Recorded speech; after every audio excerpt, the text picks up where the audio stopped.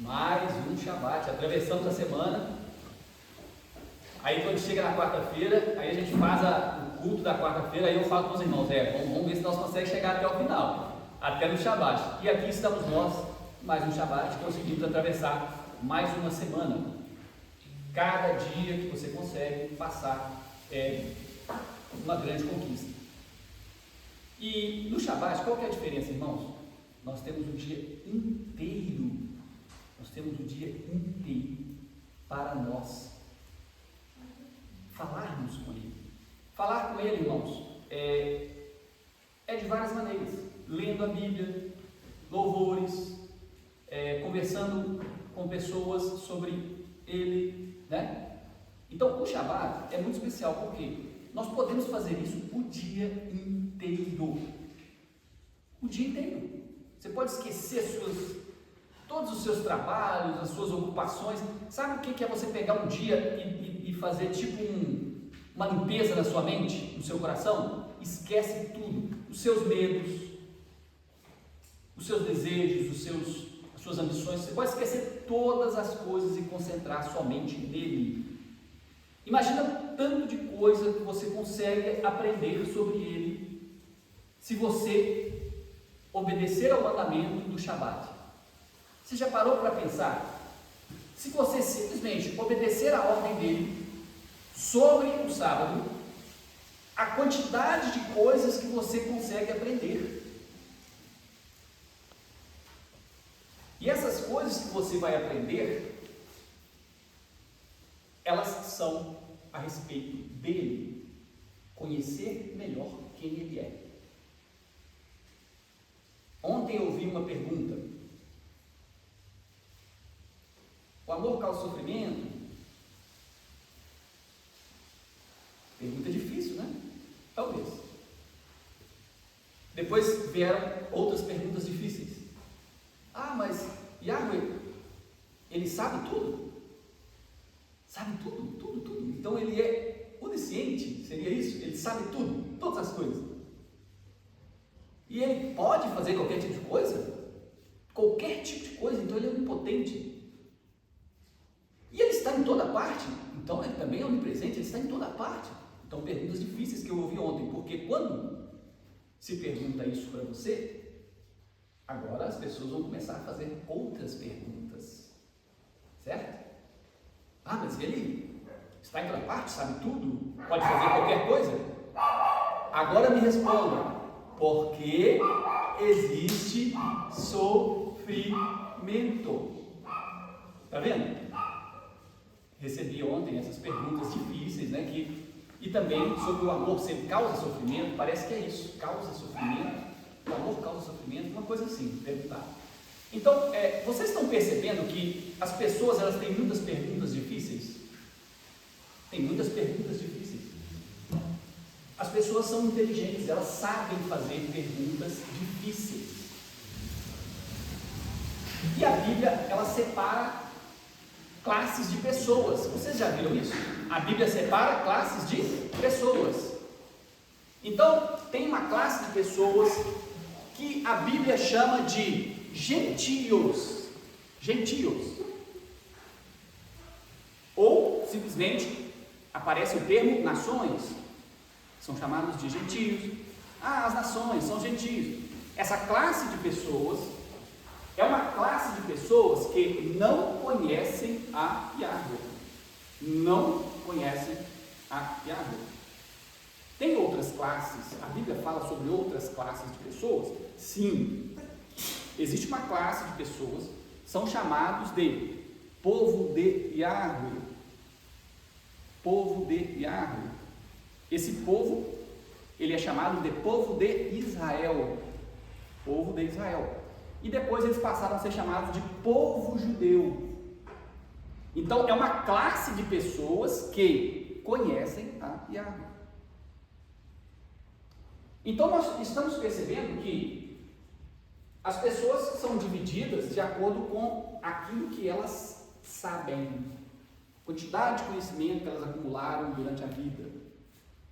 É por isso que na escola os gentios, eles chamam isso de Cultura.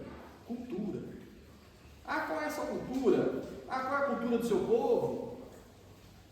Peraí, mas se na escola eles chamam isso de cultura, qual é a cultura do povo americano? Qual é a cultura do povo francês? Dos brasileiros? Etc. Qual é a cultura? Todos os conhecimentos que eles absorveram durante a vida. Tudo que eles aprenderam, tudo que eles estudaram, né? Peraí, mas se a Bíblia então divide povo que não conhece Yahweh e povo que conhece Yahweh, agora eu tenho uma pergunta. Qual é a cultura desse povo? Porque a cultura dos gentios, do povo que não conhece Yahweh,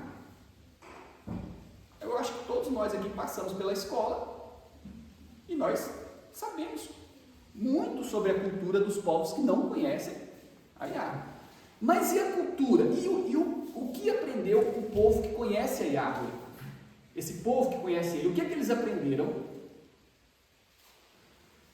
Todo o conhecimento desse povo que eles acumularam, esse povo de Yahweh, foram conhecimentos, ensinamentos sobre o próprio Yahweh. Eles conheceram a Yahweh. Esses conhecimentos, essa sabedoria, foi registrado em livro. E aqui estamos nós com a Bíblia na mão, para poder aprender todos esses conhecimentos.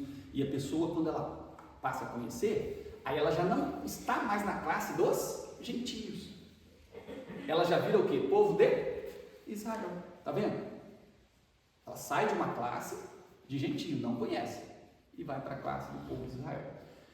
Você talvez me perguntaria assim, por que então que na cultura dos gentios eles acreditam em coisas espirituais e místicas? Essa é uma pergunta muito boa. Peraí, eles não conhecem Yahweh, eles são chamados de gentios. Mas por que na cultura deles existe conhecimento sobre religião e sobre misticismo? Aí é que está a grande diferença. As nações, os gentios, eles possuem um outro ser superior que não é Yahweh. Eles possuem outros Elohim, outros espíritos, outras entidades. É claro que esse conhecimento é um pouco mais profundo. Não sei se todos aqui sabem disso, mas todos os povos poderosos, eles têm na cultura deles ensinamento espírita, ensinamento religioso, ensinamento místico. Você pode pegar desde o início lá. Qual foi o primeiro império que apareceu na face da Terra? Essa aí não pode perguntar mais nada. Carta branca brava. Já de cara já respondeu. Então, irmãos, se você pegar o primeiro império que já dominou essa terra com toda aquela riqueza, tecnologia, né? Então, o primeiro que esteve ali, eles tinham espíritos, tinham religião, mas não era errado. Ok? Então, se você andar um pouco mais e você chegar no próximo, os outros impérios que apareceram, o Império Egípcio, cheio de riqueza, cheio de beleza, cheio de tecnologia também. Tinha religião, tinha espírito? Tinha.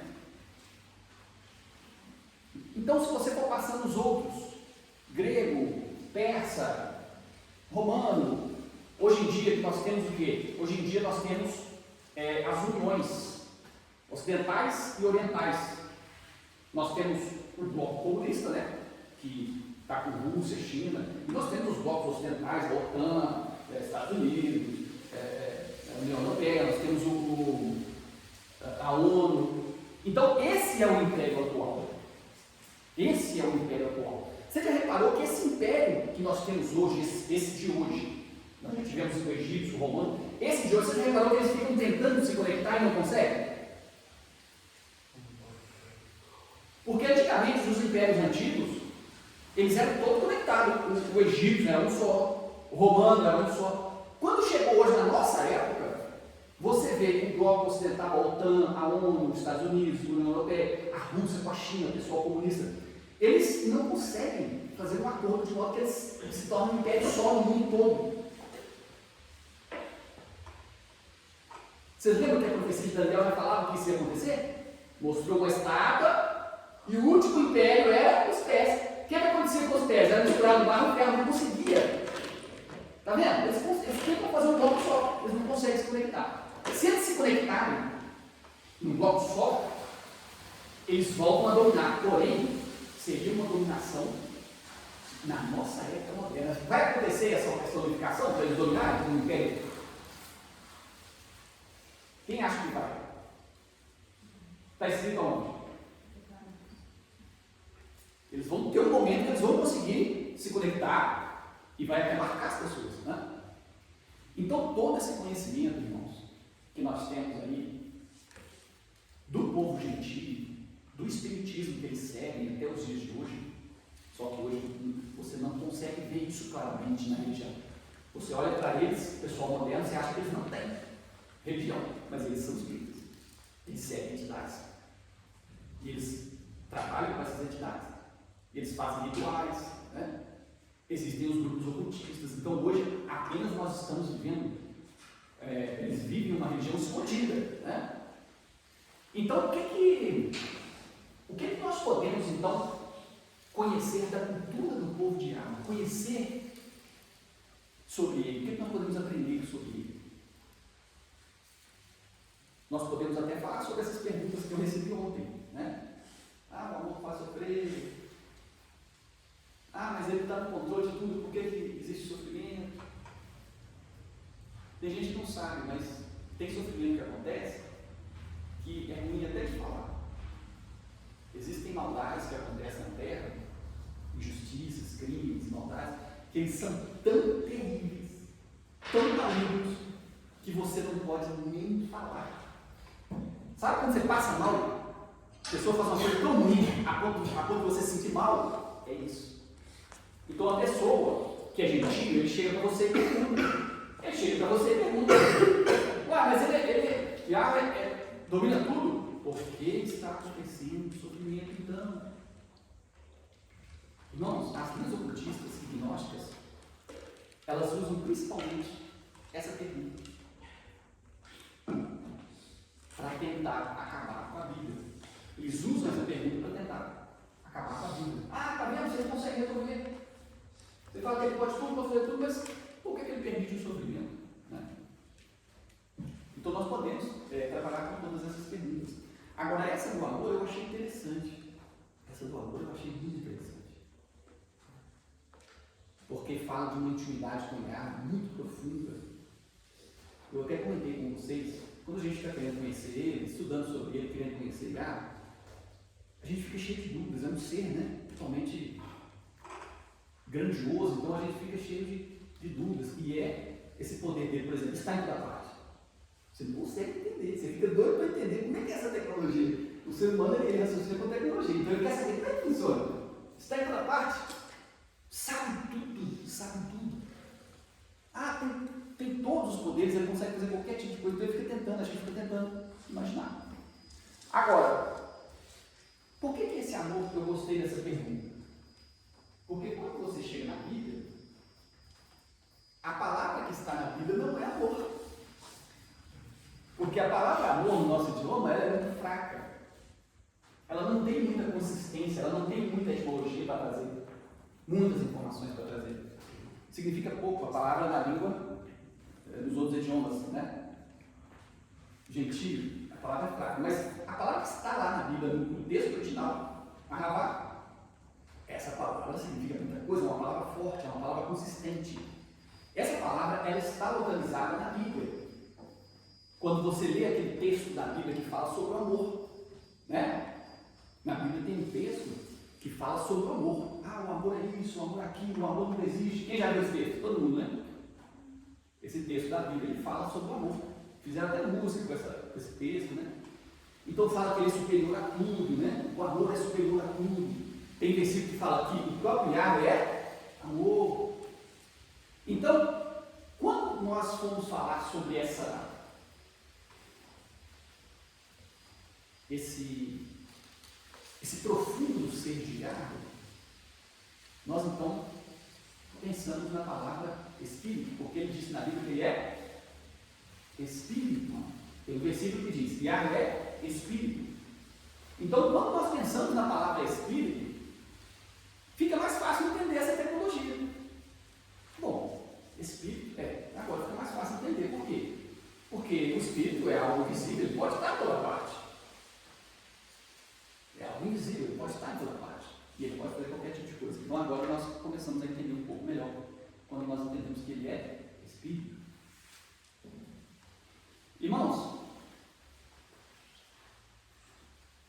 uma coisa interessante para você aprender sobre Yahweh é o seguinte: ele está em toda parte. Ele está em todos. Está vendo? Está na prática, está em todos. Muito interessante, por quê? Porque se ele estiver em todo mundo tem um pouquinho dele. Todo mundo tem um pouquinho dele. E aí você começa a entender melhor o que é a palavra amor. Mas então o amor estaria ligado ao espírito dele e o amor então estaria em todas as pessoas? Exatamente. Se a pessoa, quando ela é muito ruim, tem uma hora que ela dá uma comovida, mesmo a pessoa muito ruim, tem presente nela também. Está vendo como é que você aprende a entender o que ele é? Às vezes você sente dentro de você uma energia que ela é superior a tudo.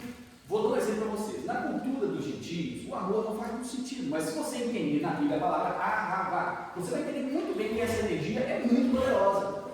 E ela é o espírito de água, ela é muito poderosa. Quando você aplica ela corretamente, você vai encontrar a própria água.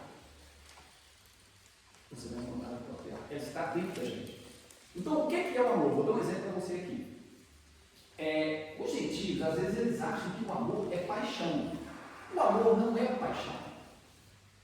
Sabe quando uma pessoa está atraída pela outra? Foi amor à primeira vista, me apaixonei. Isso não é necessariamente amor. Pode ter amor misturado, mas não é, a paixão não é. Vou dar um exemplo para você aqui, ó. Vamos supor que o marido de alguém fica velhinho, né? Vamos supor que o seu marido fica velhinho. Mas você ainda está jovem. Você ainda está jovem. E você conhece outras pessoas jovens e você fica atraído pelas pessoas jovens, atração carnal, paixão, né? Isso não tem nada a ver com amor. O seu marido, a sua esposa, pode estar velhinho. Ele não tem nenhuma beleza para sentir atração física, concorda? Pode estar velhinho, não tem beleza nenhuma para sentir atração física. Mas é a pessoa que você tem o extremo cuidado, na face da terra, a pessoa que você tem o maior cuidado perto da pessoa. Está vendo como é que o amor ele não depende dessas coisas externas? Ele não depende. Ele não depende dessas coisas externas. Você vê assim um monte de gente. Você vê um monte de gente na rua. E as pessoas estão precisando de ajuda. Elas estão necessitadas. E você está passando de carro. Você vê que precisa de ajuda, está vendo? Vamos supor que lá no meio você vê seu marido ou sua esposa, o que você faz? Pisa no freio na hora. Opa, esse é esse. Peraí, mas por quê? Por que esse você quer ajudar? Vocês vão entender o que é arravar. Você viu a multidão precisando de ajuda, você estava passando de carro. Você olhou, ficou um pouquinho comovido, mas não parou. Mas quando você viu alguém por quem você tem muito o quê? Arravar.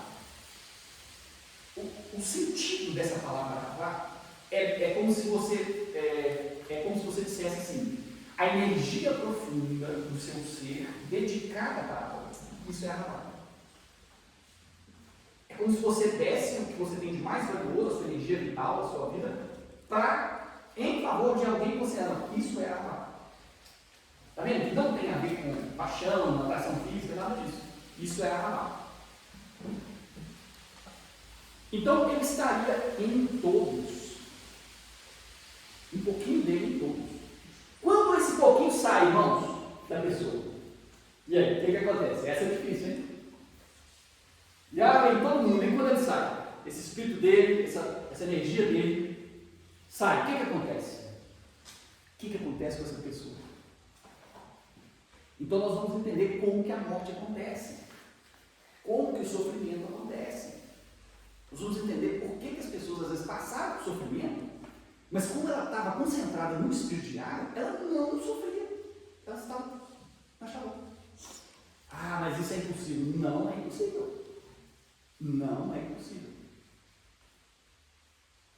Existe um conflito entre outras coisas que são ruins, outros espíritos que são ruins, né? O sofrimento, o ódio, a tristeza. Então existem outros sentimentos que são das trevas, que são ruins.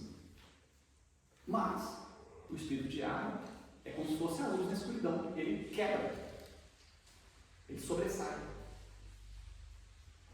Você já reparou na Bíblia que as pessoas que tinham o espírito de água, eles passaram pelos mesmos sofrimentos que os gentios passaram, mas eles venciam.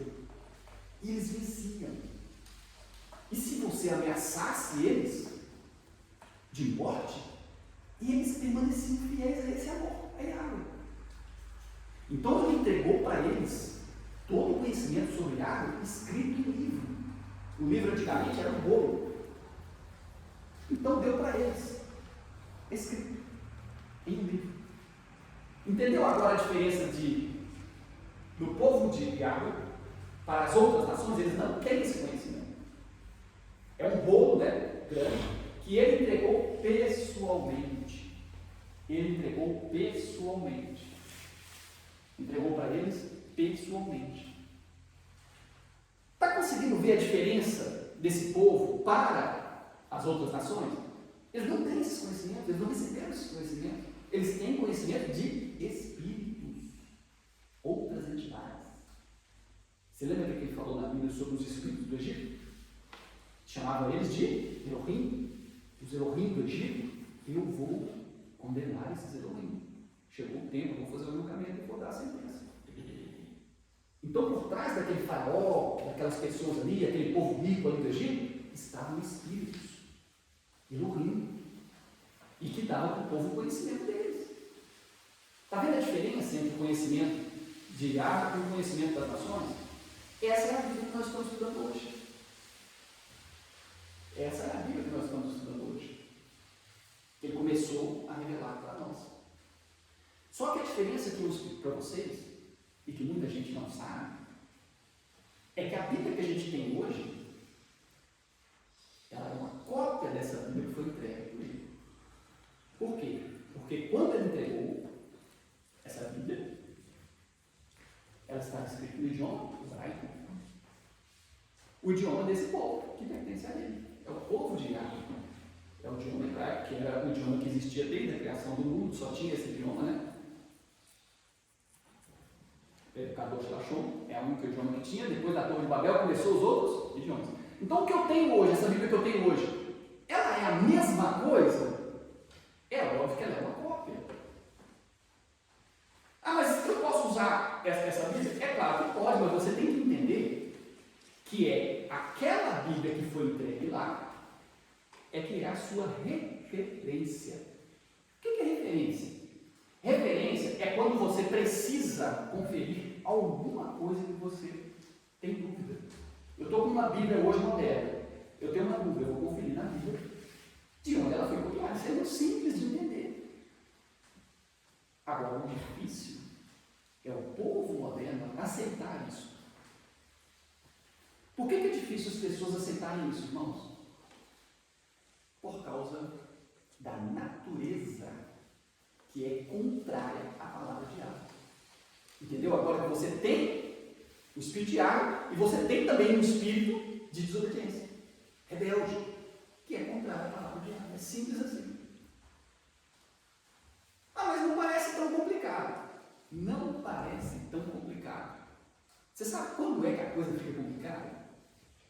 É quando as pessoas das nações, movidas por esse espírito de desobediência, começam a criar as suas escolas, professores ensinando a Bíblia. Aí começa a espalhar. Vocês lembram o que nós aprendemos na Bíblia? Quando o conselho é formado, o Messias chegou, ele forma o conselho dos 12. Irmãos, entenda uma coisa. Todo líder que Yahweh colocava para ensinar a palavra dele era fiel. E por ser fiel, era muito perseguido. E sempre que esse líder morria, o que acontecia? Começavam os professores a ensinar as coisas erradas. Ensinar errado. Você pode pegar a história bíblica desde o início. O líder que Yahweh escolhia cumpria a missão dele com fidelidade. Assim que morria, começavam os professores a ensinar coisas erradas. Quando ele escolheu esses 12 apóstolos, eles eram fiéis no ensinamento. Eram fiéis. Assim que eles morreram, quem lembra do versículo que fala assim, ó, assim que nós não estivermos mais aqui, os lobos vão atacar. Foi o que exatamente aconteceu. E começou nas primeiras congregações que existiam. As primeiras congregações que foram colocadas ali na região da Ásia, tinha uma congregação enorme ali, né? A congregação de Barnabé, a congregação de Paulo. O que aconteceu? Quando os apóstolos morreram, eles começaram a assumir esses líderes. E aí eles começaram já, os ensinamentos já começaram a mudar. Eles ensinaram a congregação algo onde eles poderiam se livrar de mandamentos. Ou seja, ficou mais fácil ser salvo. A salvação é somente pela fé, pela graça. E eles agora tinham espaço para manter a idolatria que o povo gentil sempre teve. Eles nunca conseguiram se desvencilhar da idolatria. E eles ensinaram ao povo uma coisa que o povo, os apóstolos, nunca falaram, que é adorar a Yahweh em Trindade. Quem já ouviu falar essa palavra? Todos, né? Então foi aí que começou o ensinamento de adorar a Yahweh em Trindade. Peraí, os apóstolos nem sabiam disso? Os apóstolos nunca aprenderam isso. Como que eram os apóstolos então? Os apóstolos, eles eram regidos pelo versículo mais importante da Bíblia. Você lembra quando chega um escriba para ele, pergunta, um rabino chega para ele e fala assim, mestre, chega para o Messias e fala assim, mestre, qual que é o versículo mais importante? Quem lembra qual versículo que ele responde? Shema. Ele responde com o versículo mais importante do povo de Yahweh, Shema. É aquele versículo que fala, quando ele acaba de entregar os mandamentos, né? Ele fala assim, escute Israel. A palavra Shema, lembra? Escute Israel. Yahweh é um só. Esse é o versículo mais importante de toda a escritura que ele entregou para eles. E quando os apóstolos morreram, eles já chegaram quebrando. Falou que agora era 3. Agora adorar 3. Adorar 3. Irmãos, está escrito em Filipenses que o Messias nem passou pela cabeça dele receber a adoração exclusiva que o Pai dele recebe. Está escrito em Filipenses, capítulo 2. Olha para você ver, nem passou pela cabeça dele. Só que eles, quando os apóstolos morreram, eles pegaram e agora vamos adorar em Trindade. Ah, são 3? Ué, mas disseram que era 1. Não, são 3. Ué, mas como é que fica isso? Todos os 3 são do mesmo tamanho? Todos os 3 são do mesmo tamanho. Está vendo como é que a coisa? Professores, irmãos. Se fosse o povo da congregação, você sabe que o povo eles não tem tanta habilidade de criar doutrina. Mas aqueles homens, eles eram professores inteligentes. Eles desenvolviam doutrinas. Eles não uma confusão tão grande na congregação, por causa desses ensinamentos falsos. Sabe o que foi desembolar o problema? Eles tiveram que fazer uma grande reunião. Só que isso foi muitos anos depois. Não foi fácil introduzir isso na congregação, não. Porque o povo resistia. Resistia, mas eles eram violentos. Tortura, morte. Aí quando chegou lá, 300 anos depois, quem deu a confirmação de que essa doutrina era válida para todas as congregações Quem chuta aí? Quem foi? Quem que deu a assinatura? A pessoa que deu a assinatura. Constantino. Ah, capa branquíssima. Daí não vale, porque você sabe. Irmãos, a doutrina que quebrou tudo e conseguiu quebrar o Shema, ela foi ensinada por um homem que a gente nem sabe se converteu. Isaías acha que não converteu. Gente, o Messias, esse versículo de Filipenses, nem passou pela cabeça dele assumir a posição do pai dele exclusivamente. O inimigo chegou para ele e falou assim: o que ele respondeu para o inimigo do deserto? Adore somente? Aí, isso é o Shema, gente. Está vendo como é que a gente vai ficando simples depois que nós temos um ensinamento correto? Voltar a ensinar correto. Gente, precisa de gente com coragem para fazer isso. A nossa congregação vai fazer 30 anos. Olha como é que ela começou, as pessoas acham que as coisas são por acaso, não são. O meu pai chegando com um casalzinho de gêmeas, 2 menininhas gêmeas, idênticas. As menininhas choram na igreja, que era a Sueli e a Sônia. As menininhas choram na igreja. O que o homem faz? Aquele homem vai para outro lugar. Agora ele já sai da igreja católica, já vai para a igreja evangélica. Tem gente que acha que essas coisas são o quê? Acaso. Não é. Iago está acompanhando a nossa família, olha. Todas essas famílias que estão aqui. As coisas que aconteceram com vocês não foi por acaso. Iago está conduzindo isso para formar pessoas que tenham a coragem, amor suficiente para poder ensinar a verdade. Por quê? Quem ensina a verdade, irmãos, sabe o que ele se torna? Ele se torna povo de verdade. Do mesmo jeito que você vê na Bíblia dos profetas. Irmãos, não negociam a palavra. Não negocia a palavra. É inegociável. Tudo isso agora está chegando até nós. Poderia não chegar? Poderia não chegar. Se algum de nós fizesse corrupção. Mas vocês viram que papai, desde a época das gêmeas da Igreja Católica, ele já gostava da verdade. Papai, se você chegasse para ele e oferecesse alguma coisa, não adiantava, ele queria a verdade da Bíblia. Ele descobriu um pouco hebraico, vai encarregar. Uma pessoa ignorante, meu pai não tinha formação acadêmica. Uma pessoa não era diplomado. Ele era considerado uma pessoa ignorante, ele não era diplomado. Se falasse com ele de algum ensinamento da Bíblia, ele batia o pé. Tanto é que na época que a Sueli conheceu os irmãos da Universal dos Santos, ele se interessou. Irmãos, uma pessoa ignorante, ele poderia muito bem continuar com a igreja dele. Não quer saber todos os agora dá trabalho, dá sofrimento. Aí papai termina a missão dele, aí ficou só nós. Vamos supor que eu olhasse para um lado e para o outro. Você quer saber uma coisa? Esse negócio dá trabalho demais. Esse negócio de religião dá trabalho demais. Eu vou caçar e dar coisa, tem que dar trabalho demais. Fica de qualquer jeito mesmo. Pelo contrário. Tudo aquilo que ele ia mostrando na Bíblia, você tem que receber. Se você fechar, você fecha, ele não te ensina mais nada. Você fechou e você não quer aprender mais nada. Eu poderia ter fechado. Ele mandava e grandes coisas ele foi trazendo para nós. Grandes coisas ele foi trazendo. Irmãos, a última coisa que nós estamos aprendendo agora, que é sobre a Trindade, tem gente que chega e fala assim: eu sou monoteísta. Bate no peito. Será que você é mesmo? Irmãos, há pouco tempo atrás, se alguém chegasse para mim e falasse assim: não, o Messias ele não pode ser adorado, só aliado. Eu brigava. Brigava e foi-se. Eu era o caminho número 1. Por quê? Eu aprendi na minha religião tradicional que é tratado dessa forma. Por quê? Porque o cristianismo ele foi dominante na terra, dominante. Mas as traduções de Bíblia também, ele mudou, gente.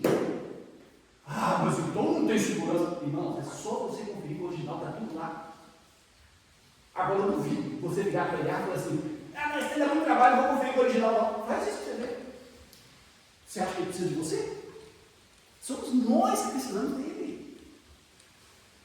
Irmãos, os ensinamentos que ele passou para nós na festa de Sukkot, sobre os mandamentos, vocês viram aí. Vocês viram aí como é que estava. A gente já estava num ritmo tranquilinho. Por quê? Porque nós aprendemos assim, a salvação é pela fé, pela graça, então a gente não entra na mente da gente.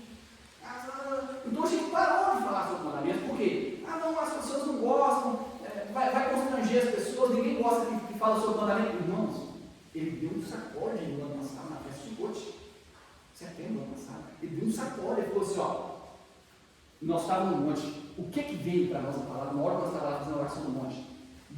Olha só a palavra, muitas pessoas são chamadas para este caminho dessa salvação, mas poucas pessoas são escolhidas. Falou com nós no monte, na hora da revelação, na hora da profecia, na festa de Sucote. E aí começamos a trabalhar todas essas mensagens, vieram outras, né? Aí nós começamos a comparar ela com os textos bíblicos, comparando, irmãos. Infelizmente não adianta fugir do cansaço, tem que estudar, comparar com o original.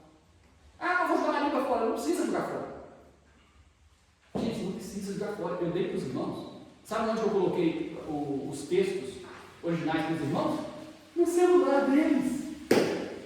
Mas eu só tenho Bíblia aqui em comum. Vou mandar para o seu celular aí. Baixou, colocou, instalou, download. A Bíblia, texto original no celular. É ou não é? Texto original no celular. Aí o pessoal começou a comparar no próprio celular. Por quê? Porque todo mundo tem celular, é fácil, né? Será que nós vamos reclamar que isso é difícil de fazer? É cansativo, gente? A gente, às vezes, não quer estudar. Nós não queremos trabalhar. Porque a gente trabalha e estuda muito, sabe quando? Não estou citando outro de ninguém. A gente trabalha e estuda muito, sabe quando? Quando vai rolar o quê? Aí, nessa hora, o que precisa fazer? O que precisa fazer? Gente, tem gente morando em outro país por causa de...